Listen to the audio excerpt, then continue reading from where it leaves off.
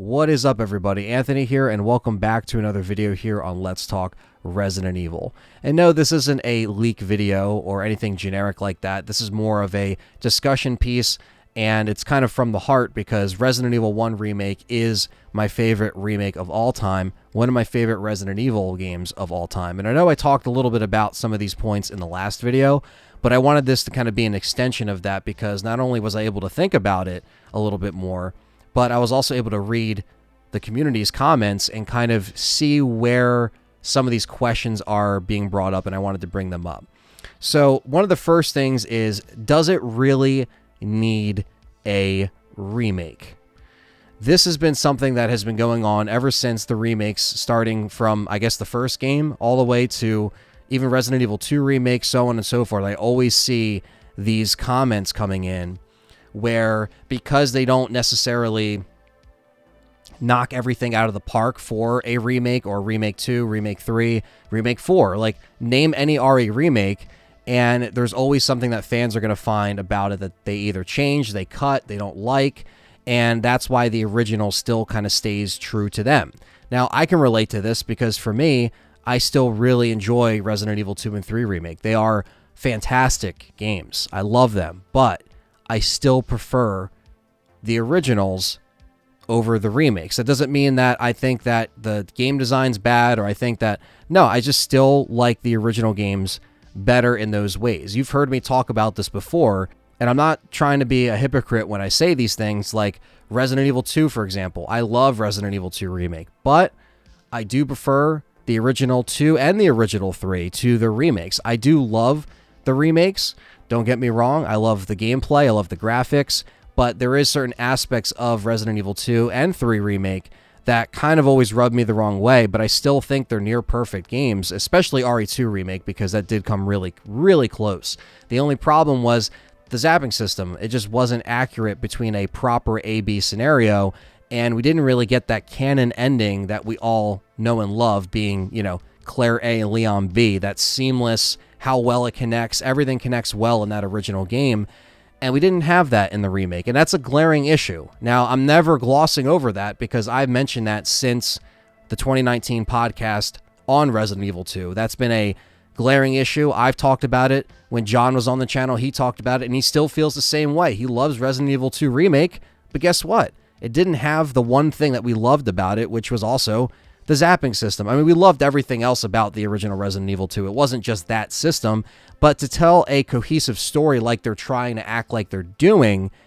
with having those holes in it is kind of counterproductive. Same thing with Resident Evil 3 Remake. Why isn't the clock tower in there? Why isn't Type 2 Nemesis in there like he's supposed to be in his true form, right? Not this dog form. You know, why didn't we have, you know, Jill go back into the police station in Resident Evil 3 Remake? You know, I understand Carlos went in there, but why didn't Jill go in there? You know, little things like that. Resident Evil 3 OG is my favorite Resident Evil of all time.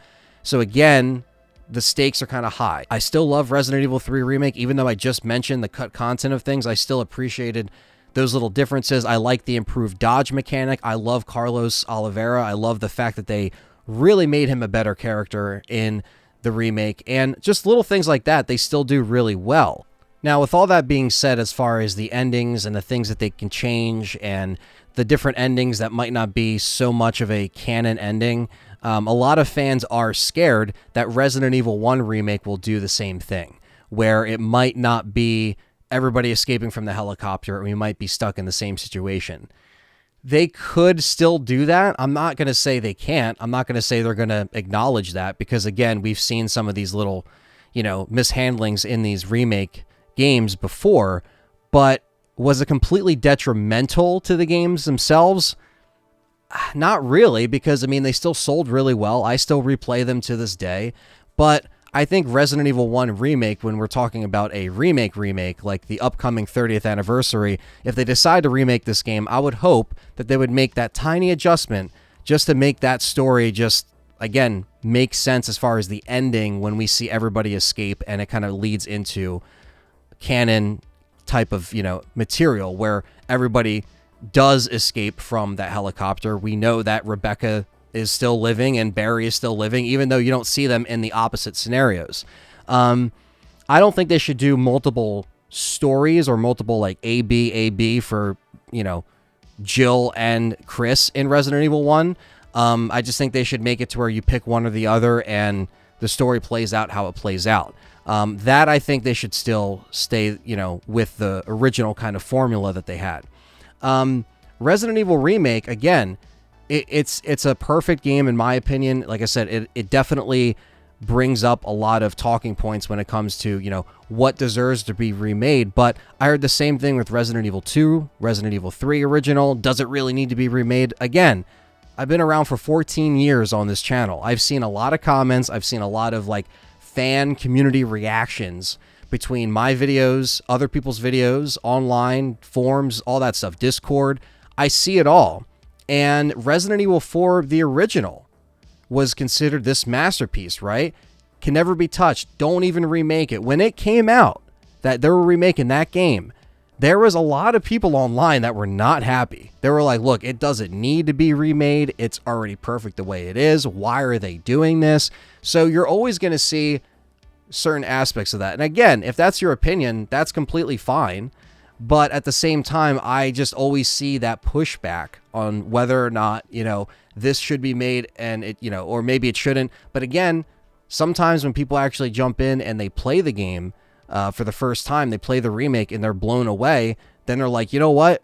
I actually can see why it got remade, or I actually can see why it was, necessary for them to do that. So sometimes it takes a little bit of time to either adjust to it because it is kind of an odd thought of like, why are they remaking a masterpiece, whether it's Resident Evil Remake or Resident Evil 4? I think sometimes, you have to play it first to kind of see how it is and to see if you might like it. I mean, being a Resident Evil fan, I think we buy everything that they put out. Let's be honest. I mean, I think most of us do. There is a percentage of people that don't. There's a lot of people that have checked out in multiple areas of the franchise. It's 28 years old. You can't really be, on board for everything like some of us have been. I understand there's moments in the franchise that might have made people just want to drop out. It could be 7 and 8. It could be, the remakes might have not done it for a lot of people. The remakes brought in a lot of people, though, that have been away from the franchise for a while, especially after Resident Evil 6 when people kind of faded out into interest with the franchise. So there's different pockets of different fans. So when I read these comments, I know and I understand that it's not going to be all the same. Everyone comes in from different times in the franchise. Now, again, I think that them having a, finished kind of like canon ending, I think that can still happen. I think they are going to acknowledge the fact that that's never been really addressed, that not everybody has left the helicopter, but now you're, making these other games where these characters are. I just feel like, yeah, if they're still alive and there's an ending where all of them escape, yeah, you could still have multiple endings, like where you don't save Chris, you don't save, you don't save Jill in the jail cell. You know what I mean? Like little things like that. If they still do that, where you can, have multiple endings to Resident Evil 1, I'm still fine with them doing that, but there will be a perfect ending that will essentially be the canon ending. So I think they could still do something like that. And I didn't mention that in my last video, so I wanted to mention it here. Another thing I wanted to mention was whether or not, this being the next remake is really necessary, because a lot of fans want Code Veronica. They want to see that actual, story of Wesker before we see a Resident Evil 5 remake. That's been a very popular comment. I've addressed it multiple times before, but I'll address it here again in this video. I don't think any of the fans in Resident Evil 4 Remake really complained when Wesker was on screen. Wesker was more involved in Resident Evil 4 Remake than he was in the original RE4. He was only in radio transmissions to Ada and would call her through a radio. He was just behind the scenes. In Resident Evil 4 Remake, he shows up in the main story and in separate ways. And guess what? Most fans knew who he was. I mean, even if you're just getting into the franchise, like, between, a lot of people got into the franchise later, even if it was RE4 in 2005, they might have even got in during the 2009 era with Resident Evil 5. Guess what? When people were playing Resident Evil 5 and they were getting into Resident Evil, let's say around RE4, RE5, like, there was no explanation really of Wesker for those fans that were going into Resident Evil 4 and 5 in that era. There wasn't an explanation. They just played RE5. They said, oh shit, Wesker, he has history with Chris and Jill. They kind of explained some of that history a little bit more with, you know, Lost in Nightmares and what happened between the, you know, the actual fight. You see that kind of tension build between, you know, where they were in that story and kind of how they were trying to build up Wesker as this major villain. Fans that were just getting into the franchise in 2005, 2006, 7, 8, 9, were they really complaining about Wesker and they didn't know who Wesker was? I don't remember. And if they did, guess what? The other games are there to play. I mean, that's just what I don't understand. Maybe that's just very ignorant of me to say. But, like, same thing with RE4 Remake. I heard no complaints of anybody playing it of, like, I don't know who this Wesker guy is. And guess what? Yeah, maybe it takes a few seconds to look it up online. Should you have to do that? No, I guess not. But at the same time, you don't have to. There is a Resident Evil remake that everybody can buy and play and purchase right now. And even if it's a, you know, outdated game or it's a game that isn't, you know, over the shoulder, a lot of people might not be into it. I don't know. Look up cutscenes online. I don't know what else to say. Wesker is such a household name. He's literally been in the games for 28 years, not consistently, but he's been known around the lore and fans for 28 goddamn years. In my opinion, he's a household name as far as villains are concerned. But again, I understand that there's fans that are getting into this era of Resident Evil 2 Remake, 3 Remake, 7 Village, all that stuff, and we haven't had a Wesker explanation. But guess what? All those people played RE4 Remake. I didn't hear anybody complain about being confused. I don't know. Like, the whole, like, we have to do Resident Evil 1 first. We have to do Resident Evil Code Veronica first. I understand that's what makes sense to build the blocks of Wesker and Chris and their, like, hatred for each other. It all starts with 1 remake. So if anything, you would see a 1 remake before Code Veronica remake, right? If you're thinking of it like that. But sometimes Capcom isn't really thinking of it like that. They are a business. They are trying to make money. Code Veronica has a cult following nowadays, and people love it now, but it did not sell all that well in its overall run. Between Code Veronica and Code Veronica X, guess what did really sell very well on its original run? RE4 and RE5, and even RE6 sold pretty well. You know, I don't think it sold as well as, you know, 5 and 4, obviously. That other trilogy of games sold pretty damn well. And I think Capcom is going to go where the money is. Now, Resident Evil 1 Remake might be inevitable because if you look at the games that need a remake or something that's actually redone, you got Resident Evil 1 Remake. Resident Evil 0, of course, needs to be redone, and we'll talk about that in a second. And Code Veronica. Those are the 3 games that I can think of. Outbreak not included in that. That's fixed camera angle too, but that, you know, hopefully they remake that into something else entirely one day. But those 3 games that I just mentioned, 0, RE1, and 1 Remake, if you want to put them in the same category because they're fixed camera angles, and Code Veronica need the updated modern treatment. So no matter what, you're going to get fans saying, I want this, I want that. I get it. We're excited. We all want to see it remade. Some people don't like the remakes. Some people, I read the comments, some people are like, you know what? Fuck the remakes. They're going to change stuff. They're going to cut stuff. They're going to change characters. I don't like them. That's fine. Vote with your wallet.